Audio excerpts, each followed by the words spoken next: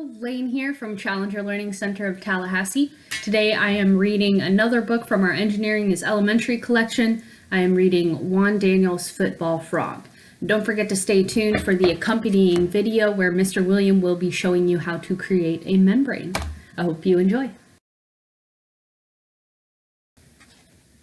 Chapter 1, Game Day. Juan Daniel tossed a water bottle into his duffel bag and scanned the rest of its contents. Gonzalez t-shirt, check. Towel, check. He was ready to go. Juan Daniel threw the bag over his shoulder and ran through the kitchen towards the front room of the house. Friends and neighbors were sitting at small tables eating Mama Tere's delicious food. Mama Tere's pupuseria was always busy on weekend afternoons. Just as Juan Daniel stepped outside into the hot Salvadoran sunlight, ready to sprint to the field, a voice called to him. "Juan Daniel, not even a kiss for your grandmother?" It was Mama Tere. Juan Daniel skidded to a stop, ran back inside, and placed a kiss on her cheek. "I'll be home after the game," he called, already out the door. "Buena suerte," Mama Tere called. She shook her head and smiled before turning back to her customers. As Juan Daniel tore down the dusty road, he looked toward the thick trees in the distance. Although Juan Daniel's town was located on the edge of El Imposible, a rainforest reserve in El Salvador, he knew from experience that El Campo de Futbol, the soccer field, would be hot and dry. There were no trees to block the beating sun, and since it was the middle of the dry season, it hadn't rained for months. "Hola, Carlos," Juan Daniel yelled to his best friend. Carlos waved to him and gave the ball a fierce kick halfway across the field. Juan Daniel jogged out to him and started warming up. "Hey, nice shirt. Is it new?" Carlos teased. Juan Daniel wore this t-shirt to every soccer game. He'd gotten it when he had visited the capital, San Salvador, 2 years ago. While he was there, he had seen his soccer idol, Jorge El Magico Gonzalez, number 11 on the national team. This t-shirt was a replica of El Magico's soccer jersey. "Are you ready for the big game?" Carlos asked. "More than ready," Juan Daniel said. Juan Daniel and his friends had been playing soccer against other boys from their town every weekend for almost a month. There were 2 games left to determine the neighborhood champion. Juan Daniel knew his team could win. They just had to focus. "You guys ready?" called Jose Eduardo, the captain of the other team. Juan Daniel looked up at him and nodded. Jose Eduardo towered over all the other boys on the field. "He may have size," thought Juan Daniel, "but I have speed." From the game's start, Juan Daniel proved himself right by quickly running up the field to score the first goal. The teams lined up for the kickoff and play started again. Juan Daniel got control of the ball and sprinted up the field. He saw the goalie hunkering down, ready to block his shot. Juan Daniel brought his foot back. Just as he was about to connect with the ball, he felt a hard push against his shoulder. It was Jose Eduardo. Juan Daniel hit the ground. Carlos jogged over and knelt down by Juan Daniel. "Hey, he's just a bully. Forget him," Carlos said. Juan Daniel wiped the dust out of his eyes and moved to hoist himself up. "Ah!" Juan Daniel cried as he leaned on his arm. He crumpled. "My arm!" he gasped. More of Juan Daniel's teammates ran over as they saw him hit the ground again. "Faker, we know you're just playing," called one of Jose Eduardo's teammates. "What are we going to do?" asked Carlos. "I can play, I swear," said Juan Daniel. "I just fell on it hard. It won't even bother me." "No, Juan Daniel," Javier, the team's forward, broke in. "This is a really important game, but we need you to be able to play in the next game, too. What if you hurt your arm even more by swinging it as you run? You should at least rest for a little bit." Juan Daniel saw 10 faces nodding in agreement. With his good arm, Juan Daniel pushed himself up and headed toward the bench. Juan Daniel sat out the rest of the first half. His teammates were holding their own, but it was a close game. As he stared out onto the field, something popped into view. It was a frog. Juan Daniel watched it hop around the edge of the field. He scooped up the frog and looked into its bright gold eyes. Running a finger along the frog's green and brown patterned skin, Juan Daniel paused. "Hey, it seems like there's something wrong with you," he said. The frog's skin was dry like paper, nothing at all like the moist skin of the frogs he'd found in the rainforest. "What's that?" asked Carlos, after slugging down a mouthful from his water bottle. Juan Daniel jumped in surprise. He had been so interested in the frog that he hadn't even noticed that Carlos had taken a water break. "I found this frog on the edge of the field," Juan Daniel said. "Do you think it's strange that he's out here? Usually I find frogs in the rainforest, hanging out under the plants and logs where it's wet and cool. This frog is out here in the blazing sun." "The other day my papa was talking about an article he read in the newspaper," Carlos said, still catching his breath. "With so much of the rainforest being cut down, a lot of animal habitats are being lost. The animals have nowhere to go, and sometimes they end up in the wrong place. Carlos looked down at Juan Daniel's arm. How are you feeling? My arm feels a lot better, Juan Daniel said, and it did feel much better, but Carlos gave Juan Daniel a look of disbelief before he jogged back onto the field. Looks like we've got something in common, Juan Daniel said to the frog. We're both in the wrong place here on the sideline. Juan Daniel grabbed his water bottle and carefully sprinkled water on the frog. Maybe that'll make you more comfortable until the end of the game, he said. As the frog settled into the shade of Juan Daniel's shadow, Juan Daniel watched his teammates. With just a few minutes left, he knew his team would need some quick moves to get a goal. Juan Daniel noticed his teammate Ernesto looked tired, and just then Ernesto jogged toward the bench and reached for his water bottle. Juan Daniel began talking a mile a minute. Ernesto, you've got to let me go into the game. I know I can do this. My arm's feeling a lot better. All I have to do is sprint down the field and get just one good kick in. Ernesto was huffing and puffing, taking sips of water between breath. Does your arm really feel better? He asked. It really does, I promise, Juan Daniel pleaded. Okay, Ernesto said slowly. Go get him. A huge grin spread across Juan Daniel's face. He tightened his shoelaces and reached for his water bottle to take a drink. Sitting right next to it, as if waiting to wish him luck, was the frog. Watch this, Juan Daniel said to the frog as he ran to get into position. Juan Daniel took off toward midfield, with adrenaline racing through his veins. He barely felt a thing as he pumped his arm while he ran. He glanced back over his shoulders and saw Carlos kicking the ball through the air in a high arc. As soon as it landed in front of him, Juan Daniel began dribbling the ball down the field. Near the goal, Juan Daniel glanced to each side for defenders and then booted the ball hard toward the goal. It seemed to move in slow motion as it sailed through the goalposts. Woohoo! Yelled Carlos, giving Juan Daniel a congratulatory slap on the back. All of his teammates soon crowded around. That was awesome, said Mario. How'd you manage to come back so strong after that fall? Juan Daniel shrugged. I don't know. I just knew I could do it. Plus, I had a little luck from that frog, he said, pointing to the frog still sitting near his water bottle. A frog? Asked Mario. Yeah, a frog, but not just any frog, a lucky frog, and our new team mascot. I think everyone, including the frog, should head back to my grandmother's pupuseria. We need some victory food. Later that day, after the celebratory dinner with his team, Juan Daniel helped Mama Therese serve plates of steaming pupusas. On a table in the corner, the frog looked on from a large bowl that Juan Daniel had placed him in. Juan Daniel, Mama Therese called, can you help those people who just came in? I wonder what they're doing here, Juan Daniel thought. It wasn't often that outsiders stopped in Juan Daniel's town. They usually just passed through on their way to the rainforest. There was a blonde woman with an accent and a Salvadoran man and woman, both in business suits. Juan Daniel walked over to take their order. I think that with one more trip into the rainforest that we'll have the data we need to go back to the lab, said the Salvadoran man. Well, that's only if the frogs don't hide themselves in a bunch of leaves, added the blonde woman. Frogs! Juan Daniel cried out as before he even realized he'd opened his mouth. I found a frog today. Juan Daniel pointed toward the corner table where he had left the frog. It looks like frogs are everywhere you least expect them, laughed the blonde woman as she stuck out her hand. Hi, I'm Kristen Peters. My colleagues and I have been studying frogs in the rainforest. Juan Daniel introduced himself and shook her hand. Where did you find that frog? She asked. Juan Daniel explained to Miss Peters about the dusty soccer field and how the frog had been his team's lucky mascot. I'm glad he brought you good luck, Miss Peters said. These frogs are having an awfully hard time with so much of the rainforest being cut down, but it looks like you're taking pretty good care of him. Just make sure to keep him moist. Frogs need moist skin so they can absorb air into their bodies. I poured some water on him at the game, Juan Daniel said, but hopefully I'll play in all of the next game, so I won't be around to pour water on him. I'll have to think of a better way to keep him moist. Juan Daniel felt a hand on his shoulder and turned to see Mama Therese smiling and shaking her head. Juan Daniel, I think these people stopped by for food, not to have you talk their ears off. It's okay, said Miss Peters. He was just telling me about his frog. Juan Daniel, if you have a few minutes, you might be interested to hear about some of the work that I do. I bet it would help you come up with a way to help your frog. Juan Daniel looked hopefully at Mama Therese. Well, I can't have that frog sitting in the pupuseria forever, can I? Mama Therese asked. Go ahead and sit and figure out what to do with it. Juan Daniel grinned and pulled up a chair. Miss Peters explained that she traveled into the forest to search for amphibians, such as frogs, so that she could study the special properties of their skin. Frog skin is pretty neat, Miss Peters said. Frog skin and people skin is a membrane, and membranes protect us like a shield, keeping harmful things out of our bodies. But they also let some things pass through, like water and oxygen.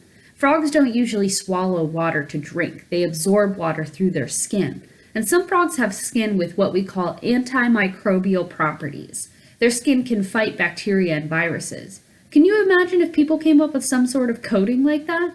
Studying frog skin could help us create new medicine or vaccines. Juan Daniel nodded. That's cool. So are you a scientist? Miss Peters shook her head no.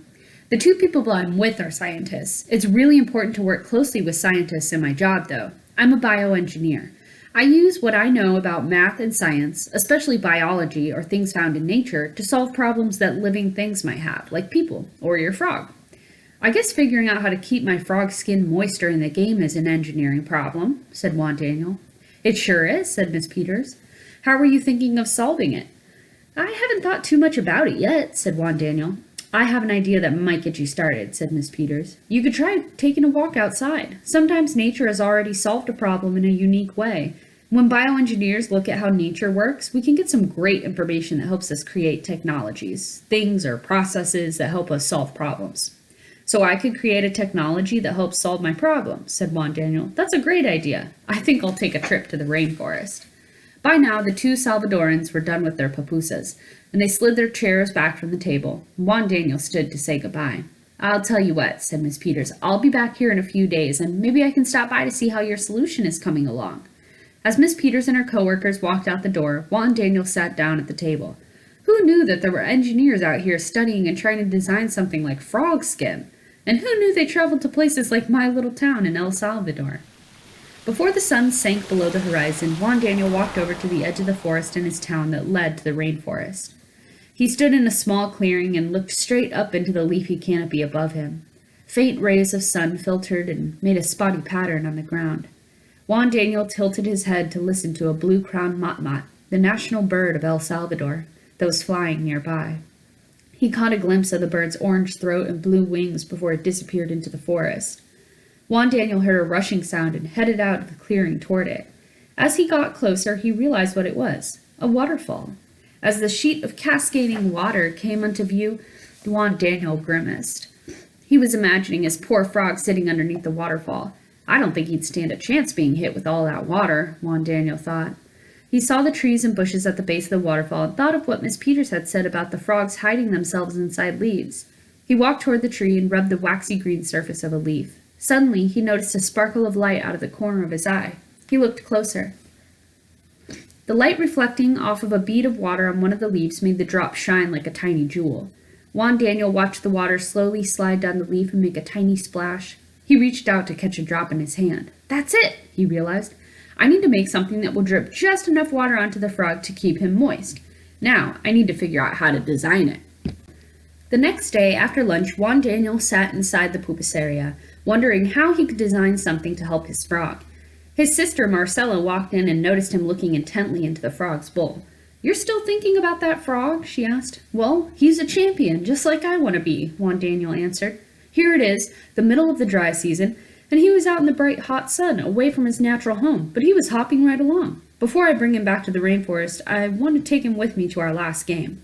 You'll win again, I'm sure of it, said Marcella. Juan Daniel smiled at her.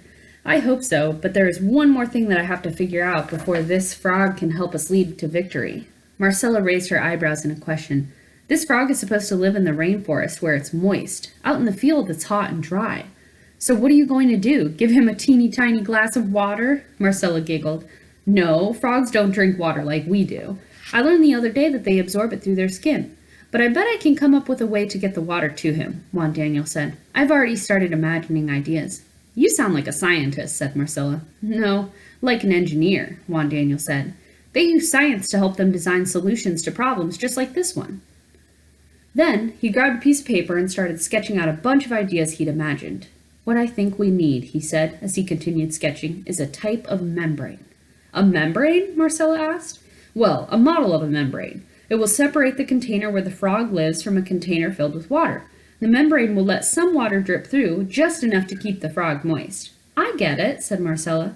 It'll be as if the frog lived under our water tank and we poked a couple holes in it so he'd get sprinkled with water. Yes, cried Juan Daniel, that's exactly the type of thing that we need to do. Only we have to make sure he's really just showered, not flooded. If there's too much, I bet the water would be dirty after a few days of the frog living in it, and we can't change the water too often since we only get water from the well twice a week. It sounds like you're off to a great start. Juan Daniel turned and saw Miss Peters standing beside him. Oh, great, you're back, Juan Daniel said. He introduced his sister, then turned back to the pictures he had drawn. I have some ideas, Miss Peters, Juan Daniel said, but I'm not exactly sure what to do next. Maybe you'll want to use the steps that I find helpful in my work. They're called the engineering design process. First, you ask some good questions and imagine lots of possible solutions, just like you've started to do already. Then you think about what materials you could use, make a plan, and create your design. Finally, you see if there's any way to improvement. Juan Daniel looked at Miss Peters and to his lucky frog. That sounds like a good idea, Juan Daniel said. I think I can do that. I'll help you get started, said Marcella. We could test some materials and see what we have around the house to see how well water moves through them. What about one of the sponges from Mama Tere's kitchen? Yeah, and I have an old t-shirt that we could cut up, said Juan Daniel. That's great, said Miss Peters. I know you two will come up with something wonderful. I wish I could see it, but I came to say goodbye and wish you good luck. I leave for the university tomorrow, and I won't be back for a long time. You're leaving? Juan Daniel asked. His eyes darted around the pupuseria. It was a Salvadoran custom to give a guest something before they left. His eyes lit up as he spotted the dried gourd hanging from a colorful string on the wall. He pulled it down and handed it to Miss Peters. This is a tecomate, he said. In El Salvador, we use these to collect water. I know it's not the best way to get water to my frog, but maybe you'll remember me by it. Thank you, Juan Daniel. I will. With a smile and a wave, Miss Peters was out the door. Together, Juan Daniel and Marcella tested sponges, fabric, a plastic bag with holes punched into it, and a lot of other materials that they found around the house. They imagined putting some of the materials together and tested them to see how water traveled through both of them. When they thought they had figured out a combination of materials that worked well, they drew a plan. They built their model membrane and left it set up overnight to see how much water had traveled through it by the next morning. After changing some of the materials to improve the model membrane, Juan Daniel thought his design and the frog would be ready for the big game. But the question is, thought Juan Daniel, am I ready? On the morning of the big game, Juan Daniel woke with the sun. He peered out the window and saw peach rays of light reaching across the sky. He could feel the fluttering of nervousness in his stomach, but also excitement and determination in his heart. Juan Daniel wandered outside and started running drills. All he could think about was football. Before he knew it, it was time for the game. He picked up the frog, sitting in a bowl under the membrane he had designed, and headed to the field. Juan Daniel's team kept the game tied until the end of the first half. Then, two well-placed kicks from Jose Eduardo's team left Juan Daniel's team 2 goals behind. As halftime began, the team gathered at the bench. Juan Daniel glanced toward the frog, who was still hopping around, cool and comfortable under his newly designed membrane. We need some luck now more than ever, thought Juan Daniel. Carlos's voice rose in a panic. What are we doing? In just 5 minutes, they've scored 2 goals, he squeaked. Guys, Juan Daniel said. We can do this. I know it. Juan Daniel paused for a few moments as an idea clicked in his mind. You know, I learned about this thing the other day, this process. Maybe it could help us. We need to ask, imagine, and plan. What are you talking about? Asked Carlos. We're going to win this game. I'm talking about how we'll do it. Not just by using our legs and feet, but also by using our minds to outsmart the other team. We need to ask some good questions. What patterns have these guys been running all day? Up the right side to Angelo, their fastest forward, answered Javier. Yeah, and every time we're too late to block the pass. We need to imagine some ways to defend our goal and then come up with a plan. Is everybody with me? Juan Daniel placed his right hand in the center of the circle of teammates. Carlos stuck his hand on top of Juan Daniel's, and Javier Cesar and the rest of the team followed. After they'd come up with a solid plan, Juan Daniel's team ran onto the field with newfound determination. Jose Eduardo's team looked shocked as Juan Daniel's team scored a goal within their first 3 minutes back on the field. Then they scored another to tie the game. But with 1 minute left, Juan Daniel found himself still 8 meters away from the goal, with Jose Eduardo guarding him like a hawk. Juan Daniel got control of the ball and took off running. Jose Eduardo was close on his heels. Juan Daniel felt a heavy hand on his shoulder, just like the last week when he was knocked down and hurt. This time, he guarded the ball closely between his feet, ducked down to get out of Jose Eduardo's way, and continued to run up the field. Without Juan Daniel there to push on, Jose Eduardo lost his balance and went flying toward the ground. He landed just in time for the dust from Juan Daniel's shoes to billow up in his face. Juan Daniel shot the ball forward. Goal! Juan Daniel's teammates ran to him, whooping and cheering. That shot was amazing, cried Carlos. The plan really worked. I can't believe we won. Juan Daniel smiled at him. There's just one more thing that I need to take care of. Meet me at school early tomorrow morning, okay? Juan Daniel grabbed his bag and the frog and headed off toward home. The next morning, Juan Daniel sat outside his school with the membrane he had designed and the frog. On a piece of paper, he carefully drew a diagram of his frog container and membrane and placed it in an envelope and addressed it to Miss Kristen Peters. As he sealed the envelope, he saw Carlos walking toward him. "All right, I'm here," Carlos said. "What did you want to take care of?" "It's not for me," said Juan Daniel. "It's for our lucky team mascot." Juan Daniel led Carlos to the back of the school. Leafy canopy stretched above them. Juan Daniel carefully loosened the membrane from the top of the frog's bowl and watched with approval as the frog hopped out and headed towards a low, leafy bush nearby. "You didn't want to keep him? Don't you think we need him to be our mascot in the tournament next week?" Carlos asked. "Nah," Juan Daniel said. "He definitely inspired me, but next time I think we'll do fine with our determination, our football skills, and a great plan." The end.